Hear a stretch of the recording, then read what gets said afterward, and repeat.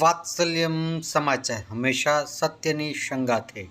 અમરેલીની દીકરીને જે પટ્ટા માર્યા છે, હું એમ માનું છું કે હવે ગુજરાતની સભા સુરતમાં ભલે હોય, આ સંબોધન આખા ગુજરાતને છે મારું. હજુ આપણો આત્મા નહીં જાગે તો કેદી જાગશે? આપણો આત્મા જાગી જવો જોઈએ કે આ શું તમાશો હાલે છે, આ કેવી રીતે હાલે? ગુંડાઓ, બુટલેગરો, માફિયાઓ, તોડબાજો, ડ્રગ્સ વાળા, દારૂ વાળા, રેતી વાળા બેફામ ફરે અને નિર્દોષ માણસને પોલીસ સ્ટેશનમાં મારે છે. અમે રજૂઆત લઈને જઈએ તો અમારા ઉપર એફઆઈઆર. એટલે મેં નક્કી કર્યું છે કે ગુજરાતનો આત્મા જગાડવાનો છે દોસ્તો.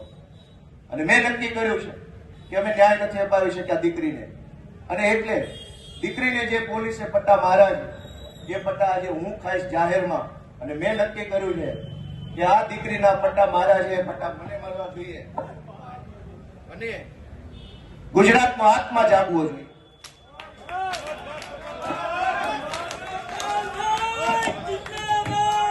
ગુજરાતનો આત્મા જાગવો જોઈએ. હવે ગુજરાતનો આત્મા જાગવો જોઈએ. મૂકી દો, આત્મા જાગવો જોઈએ ગુજરાત આખાનો. દીકરીને પટ્ટા કેવી રીતે પોલીસ મારે?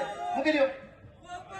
ગુજરાતનો દોસ્તો આત્મા જાગવો જોઈએ. આત્માની અંદર લાગવું જોઈએ. દીકરીને પોલીસ કેવી રીતે પટ્ટા મારી શકે? દોસ્તો, આ સજા મને મળવી જોઈએ. આ સજા મને મળવી જોઈએ.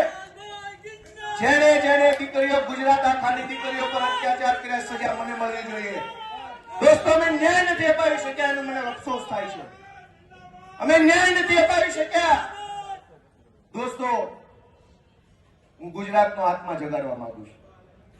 કોઈ અમને જિંદગીભર મત ન આપતા, અમને હરાવી દેજો, પણ દીકરીઓને ન્યાય અપાવવા માટે તમારા આત્મા જગાડો. તમારા આત્મા જગાડો. અમને આખી જિંદગી મત ન દેતા, હરાવી દેજો. દીકરીને ન્યાય અપાવશો કે નહીં અપાવો? વાત્સલ્યમ સમાચાર હંમેશા સત્યની સંગાથે. આપ અમને યુટ્યુબ ચેનલ પર જોતા હોવ તો ચેનલને સબસ્ક્રાઈબ કરી બેલ આઇકોન દબાવો, અને ફેસબુક પેજ ઉપર જોઈ રહ્યા હોય તો પેજને લાઇક કરો, કોમેન્ટ કરો અને સમાચારને શેર કરો. સમાચાર આપવા માટે સંપર્ક કરો 8732918183.